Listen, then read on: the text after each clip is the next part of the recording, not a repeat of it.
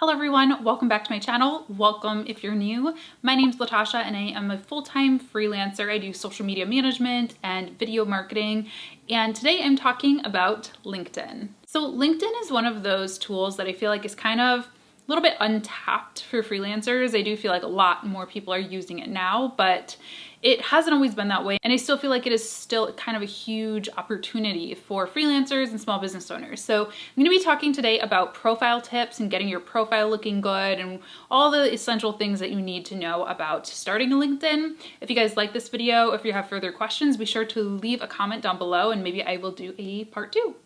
Okay, so first things first, when you start a LinkedIn personal page, I'm sure a lot of us probably have LinkedIn personal pages from when we were job searching before, or maybe we started one back in college when we were looking for our first job or something like that. So the first thing that I want you to do is update your profile picture and your banner photo. I'm guilty of this. I have a white background as my banner photo, but this is prime real estate for whatever it is that you want to do. So I should really have a banner that shares my business name, my business website, maybe some snaps of me working with clients, something like that, something that really represents me and my business.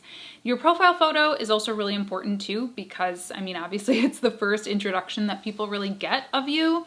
And I think one of the things that I see with profile photos is people tend to be way too stiff in them, especially if you are a fellow freelance social media manager or somebody in digital marketing or video or content creation, any of that stuff.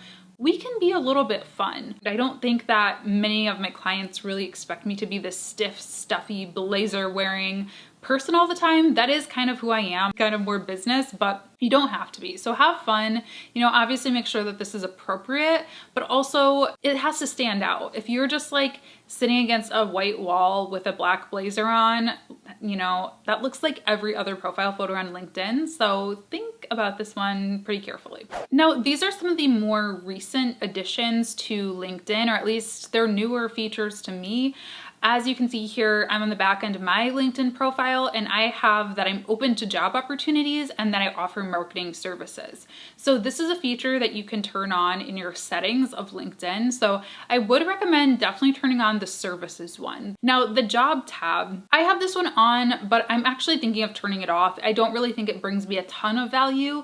Now, if you are somebody who is looking for full-time jobs or even part-time jobs or internships, I would definitely recommend keeping that on because you can specify which types of jobs that you are open to. As you can see here, I'm open to, jobs with specific titles, and I believe I even drilled it down further to being like contract or temp jobs.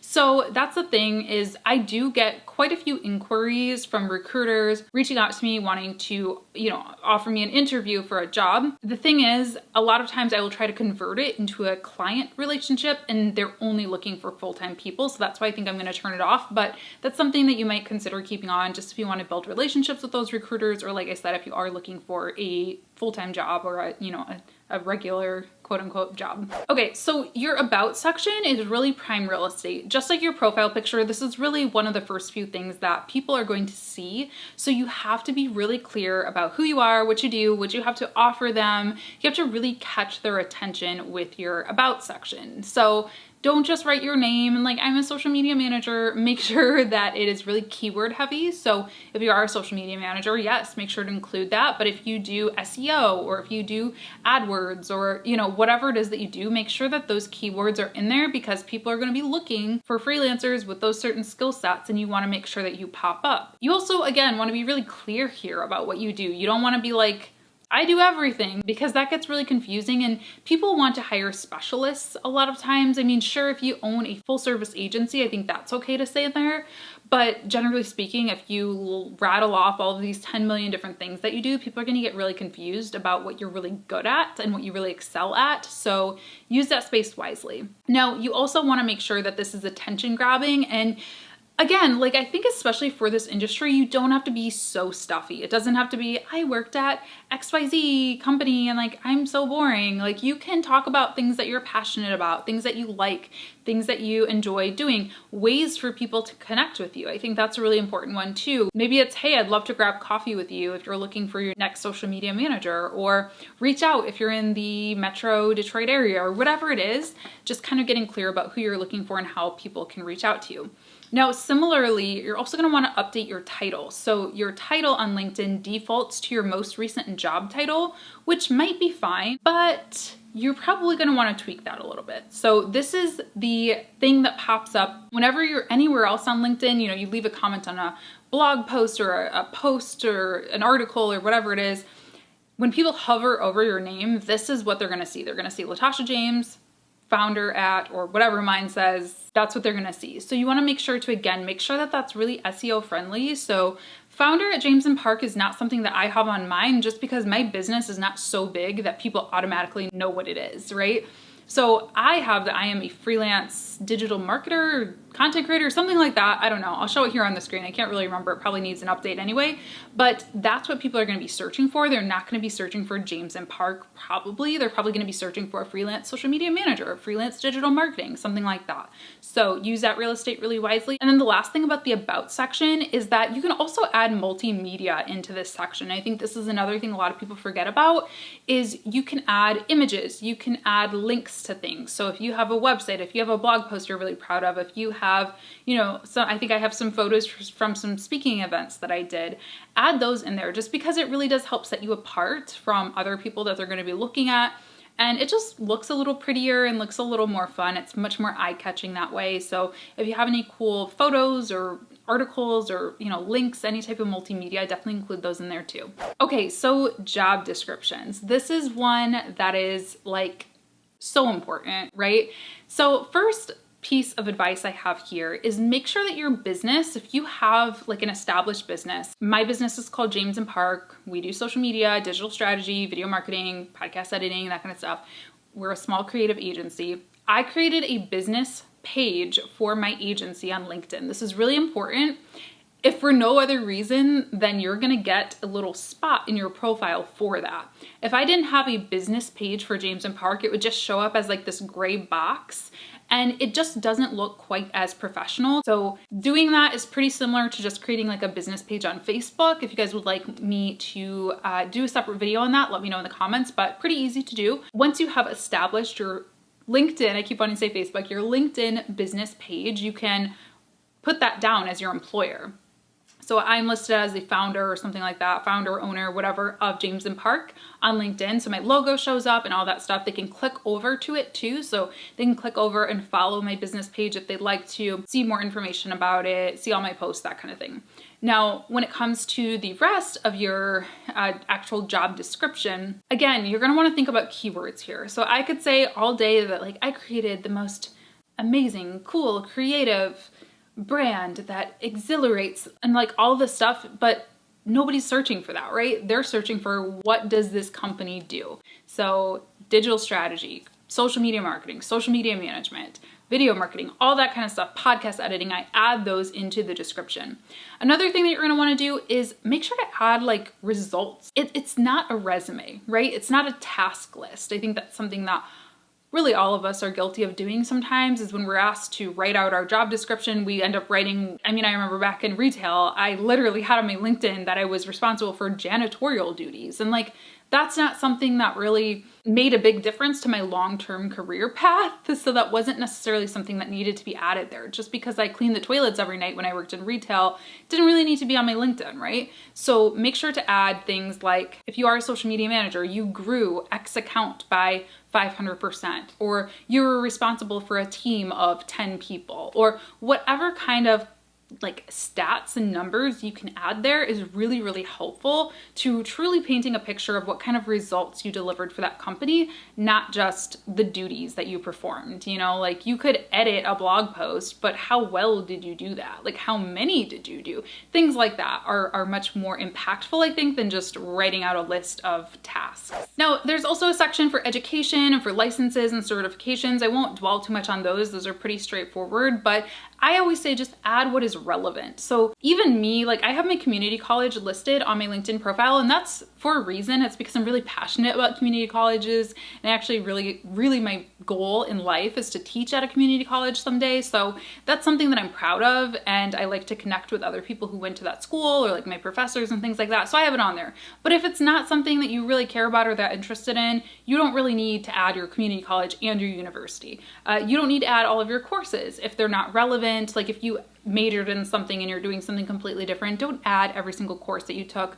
I added courses that I felt like helped paint the picture of, again, who I am and why I'm knowledgeable about marketing and about what it is that I do. Certifications, same thing. If I like trained to be an EMT, but I'm now doing social media management, that's up to you if you want to add that certification or whatever on. I mean, I think that's an amazing certification, can probably be applied to most jobs, but you know what I mean. So I have my HubSpot inbound certification and Shopify and some things like that. So those are all relevant skills, and they are things that actually people reach out to me for. They will be searching for somebody who's certified with Shopify or, you know, that has the inbound certification, that kind of thing. So I do recommend listing those if you have them. Skills. Skills is important. I mean, I think it's a little bit of a vanity metric, if you will, but it is something that is nice to have, I guess. So my little tip for this is to reorder your skills. So let me explain what I mean by that.